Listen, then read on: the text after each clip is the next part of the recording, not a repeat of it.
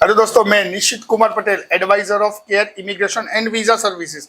एक दफा फिर हम आपके साथ जुड़े। आज हमारे एक महसाणा ब्रांच से जिनको यूएसए का विजिटर वीजा लगा है, ऐसे हमारे कस्टमर को लेके उनके लड़के को केयर इमिग्रेशन ने ही लगभग आज से तकरीबन 6 साल पहले यूएसए भेजा था पढ़ाई के लिए।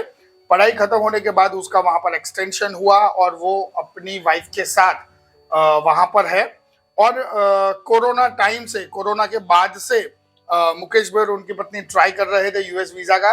फाइनली अभी उनको वीजा लगा फॉर अ फर्स्ट अटेम्प्ट। तो चलिए उनसे बात करते हैं। महसाणा के साथ में एक बहुत ही फेमस वेल नोन गांव है देत्रोजपुरा, वहां से बिलोंग करते हैं। और आगे का जो वीडियो रहेगा ये हमारी लोकल लैंग्वेज गुजराती में रहेगा। हमारे जो कस्टमर है गुजराती लैंग्वेज में कंफर्टेबल है। अगर आपका भी लड़का या लड़की यूएस में पढ़ रहे हैं या फिर आपको कॉन्वोकेशन वीजा, विजिटर वीजा या फिर उनको मिलने के लिए जाना है, तो अभी यूएस वीजा रेशियो बहुत ही अच्छा है।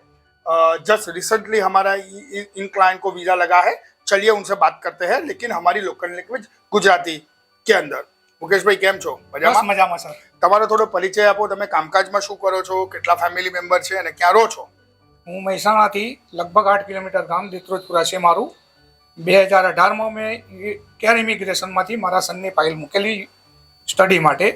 તો એ લગભગ 6 વર્ષથી ત્યાં યુએસએમાં છે। એના પછી એના વાઇફની પણ સ્પાઉસની ફાઇલ બી અહીંયાથી કરેલી। અને મારો ટ્રાય લગભગ 3 વર્ષથી હતો, પણ કોરોનાના કારણે થોડો લેટ થઈ ગયેલો હતો। ડેટને બધું ઇસ્યુ હતો ડેટનો। પણ સાહેબની મહેનત અને એતા મેમની મહેનતથી મને માર્ચમાં ડેટ મળી ગઈ હતી અને અમારા બંનેના વિઝા એપ્રુવલ થઈ ગયેલા છે 10 વર્ષના। મુકેશભાઈ, તમે મહેસાણાથી, મને યાદ છે, પોતે મુકેશભાઈ જોબ, સર્વિસ, એમનો ખુદનો બિઝનેસ છે। એમનો સન પણ જોબ કરે છે, એ પણ બીજો એક નાનો છોકરો છે, એ એન્જિનિયર થઈ ગયો છે।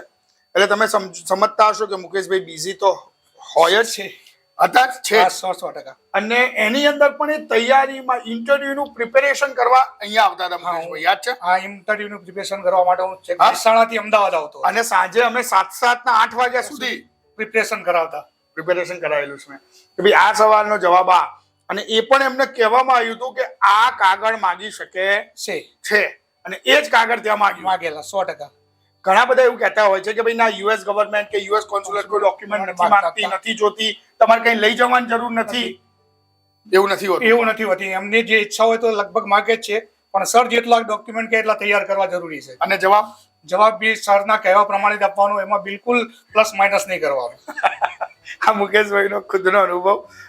મુકેશભાઈ, જો કે વધારે કહેવાની જરૂર નથી, પણ ઘણું બધું એવું હોય છે કે પેરેન્ટ્સો જ્યારે જાય ત્યારે એ થોડા ગભરાતા હોય છે કે બોમ્બે આવા સવાલ, કેવો માહોલ હોય છે? માહોલ એવો હોય છે, પણ એક વખત જઈને આવ્યા પછી એવું લાગે છે કે ખરેખર કોઈ એવો બહુ હેવી માહોલ નથી હોતો। એના કરતા ધોરણ 10 નું પેપર આપવું લગભગ ઈઝી હોય છે।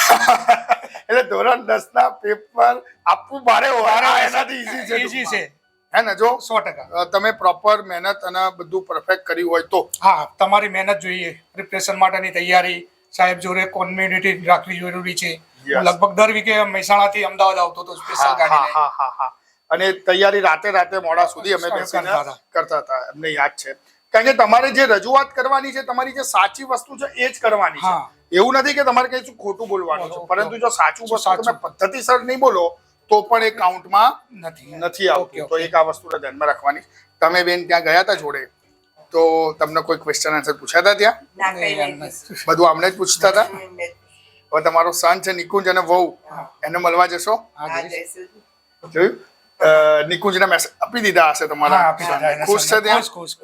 Very good. આનાથી વિશેષ આનંદની બાબત કોઈ નથી, કારણ કે મુકેશભાઈએ નહીં તો 10 થી 15 ઉપર અમને રેફરન્સીસ અમને આપેલા છે એમણે, કે ક્યાંય બી કોઈને જવું હોય અમેરિકા, કેનેડા, કે ભાઈ કેરમાં જતા રહો, મહેસાણા જતા રહો, નિશિતભાઈ જોડે વાત કરી લો।